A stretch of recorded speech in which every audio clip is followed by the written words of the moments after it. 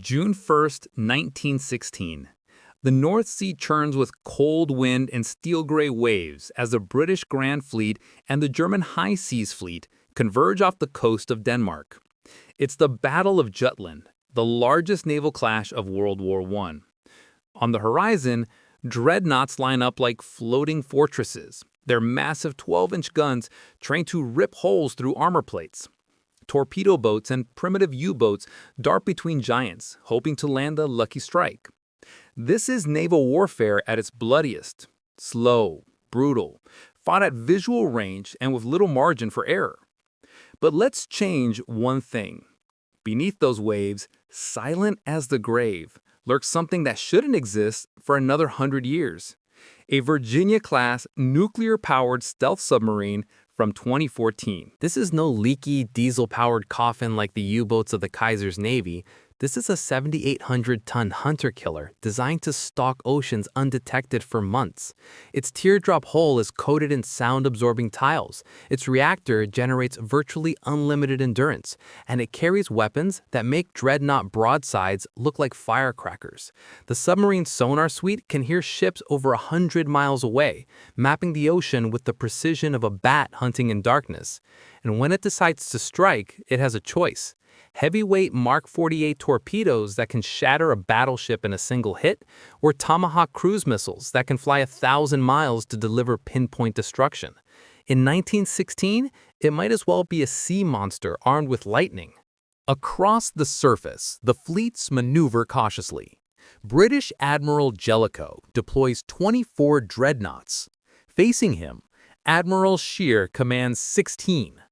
Each ship costs millions. Each shell fired weighs nearly a ton, and each commander knows a single mistake could mean national disaster. Yet all of their strategies, their careful formations, depend on line of sight, flags, and smoke. None of them suspect that far below, a submarine is calmly watching, tracking every keel and propeller. At 5:30 p.m., as the fleets exchange opening salvos, the Virginia-class makes its move. Its sonar paints a perfect picture. Columns of German battlecruisers steaming in tight formation, their armor glinting through the spray. The sub lines up its shot. With barely a whisper, a Mark 48 torpedo slides from its tube. For a few moments, it is just a shadow racing beneath the waves. Then the warhead detonates under the battlecruiser SMS Seydlitz. A column of water erupts, steel buckles, bulkheads collapse. A ship built to withstand cannon fire is mortally wounded by a single weapon no one in 1916 could imagine. Panic spreads across the formation. Officers shout about mines, about freak explosions. They have no idea they're being hunted by a ghost. Minutes later, another torpedo smashes into the SMS Derfflinger. Fires rage on deck. Sailors abandon ship. The German line is in chaos, and the submarine is still invisible. No periscope breaking the surface, no diesel fumes betraying its position. The battleship scanned the horizon desperately, their gunners blind to the fact that the enemy is below their feet. But the submarine is not invincible. Its magazine, while terrifying by 1916 standards, is limited.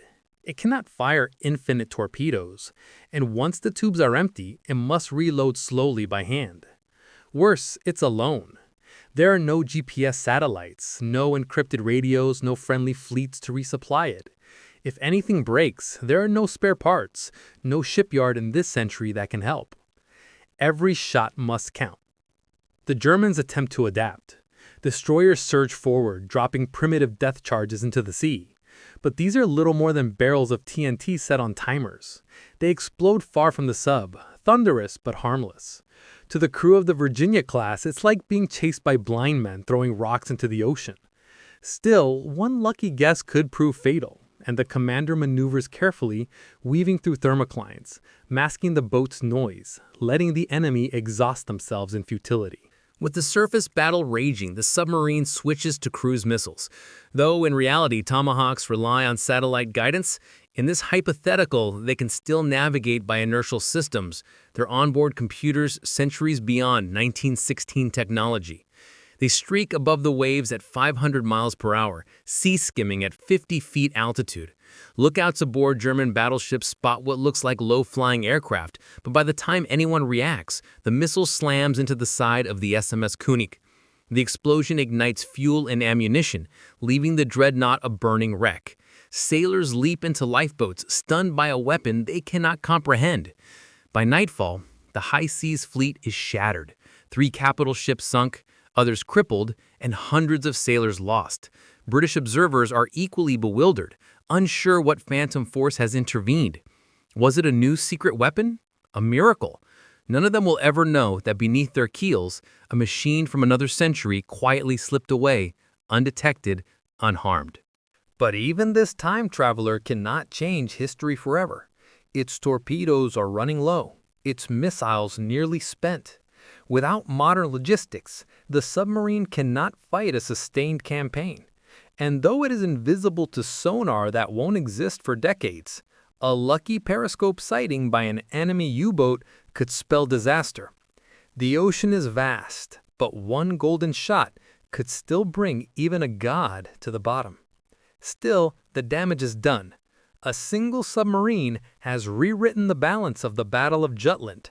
Instead of a bloody stalemate, the high seas fleet is broken in a single night, its ambitions to challenge the Royal Navy smashed.